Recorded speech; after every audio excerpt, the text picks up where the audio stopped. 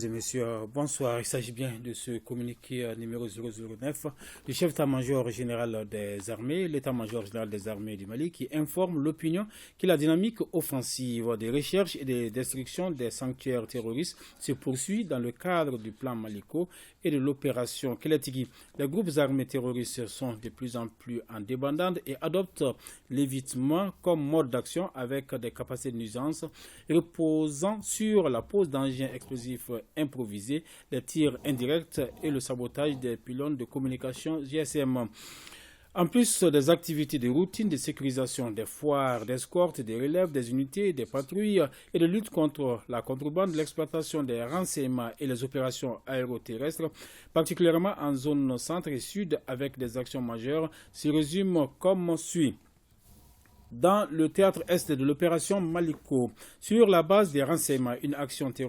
aéroterrestre de l'unité légère d'intervention des FAMA et des forces Takuba dans le secteur de Indeliman a permis de neutraliser 20 terroristes, interpeller 3 prisonniers, détruire 3 motos, récupérer 2 motos, 12 pistolets mitrailleurs AK-47 dont 7 détruits, récupérer 2 véhicules à essence dont un équipé de mitrailleuses 14-5 avec 832 cartouches sur maillon, détruire un véhicule contenant du matériel de fabrication d'engins explosifs improvisés, récupérer 483 cartouches de 762 sémilons.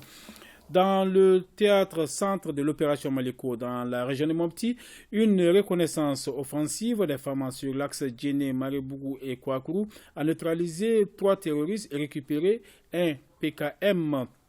et un moto, concrétisant ainsi l'ouverture du dit axe au bénéfice des populations. L'exploitation des renseignements dans le secteur de Koro a permis la neutralisation du chef terroriste Sagad Ag Abala, alias Sidi Ag Agat, activement recherché pour des raisons de pose DI et d'exaction sur les populations. Dans la région de Tombouctou, le bilan des actions FAMA se résume à un suspect interpellé, un véhicule récupéré et 3 mines détruites.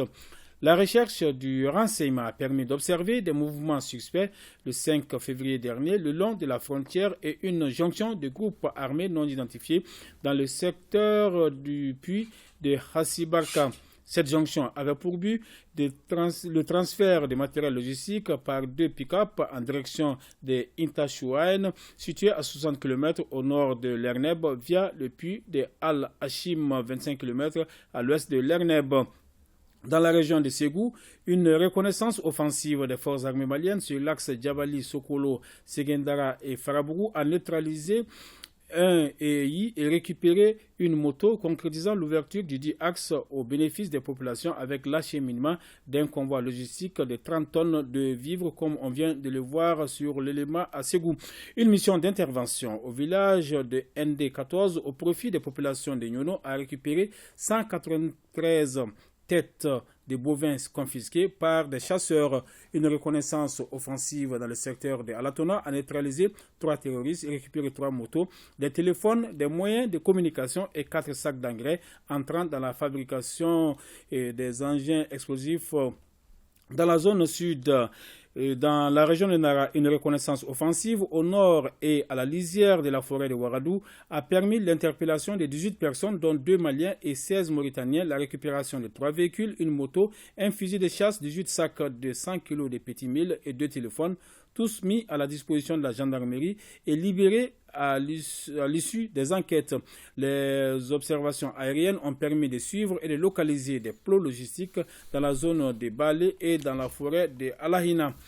Dans les régions de Sikasso, Bougouni et Kouchala, lors des opérations de reconnaissance offensive dans les collines de Tandjo, les FAMA ont détruit 3 plots logistiques terroristes. Une mission d'intervention a récupéré 260 têtes de bovins volées entre Niena et Blendjo.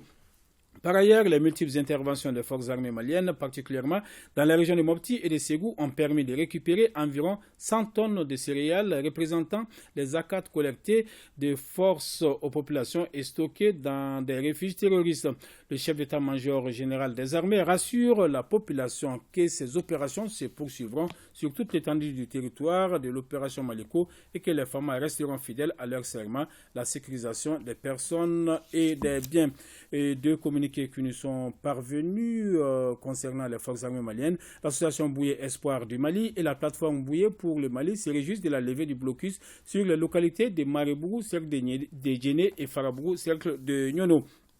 Et ce communiqué Fousseni Toungara du Conseil national de transition, le bureau et les membres du Conseil national de transition ont appris avec regret la décision de l'Union européenne de prendre des sanctions contre certaines personnalités de notre pays, parmi lesquelles Malik Diaw, président du Conseil national de transition, Adama Ben Diarra, membre du Conseil national de transition. Ces sanctions, si je cite le communiqué, que rien ne saurait se justifier, constituent un précédent fâcheux au moment où l'ensemble des membres des organes de la transition déploient au quotidien des efforts immenses pour sortir notre pays de cette crise qui nous est imposée et réunir les conditions pour un retour rapide à l'ordre constitutionnel. Le bureau et les membres du Conseil national de transition apportent leur soutien total au président Malik Diaw, à M. Adama Ben Diarra, ainsi qu'aux autres personnalités injustement sanctionnées.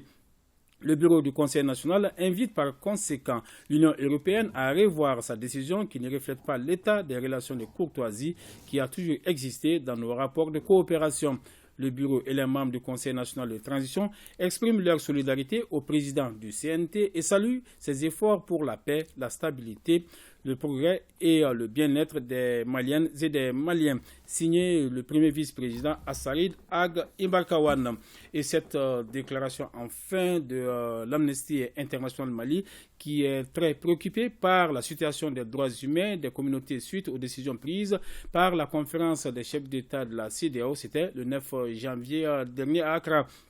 Après analyse, Amnesty International Mali s'inquiète des conséquences graves et des décisions sur les droits humains et le bien-être de la population qui en paiera le plus lourd tribut. Amnesty International Mali estime que ces décisions vont à l'encontre des principes et textes juridiques tels que la solidarité internationale dans la gouvernance mondiale, la Convention de Barcelone relative à la protection des pays sans littoral et les dispositions de l'article 68 du traité révisé de la CEDEAO. Amnesty International Mali appelle ainsi la conférence des chefs d'État de la CEDEAO à revoir sa décision en tenant compte de l'état de déliquescence du Mali à cause de la crise multidimensionnelle que le pays traverse. Amnesty International Mali tient également à rappeler à l'État malien ses obligations en tant que premier responsable du respect des droits humains des citoyens. Amnesty International donc encourage l'État malien, la CEDEAO et tous les partenaires à renouer le dialogue en vue d'aboutir à un consensus susceptible de préserver les droits humains des populations.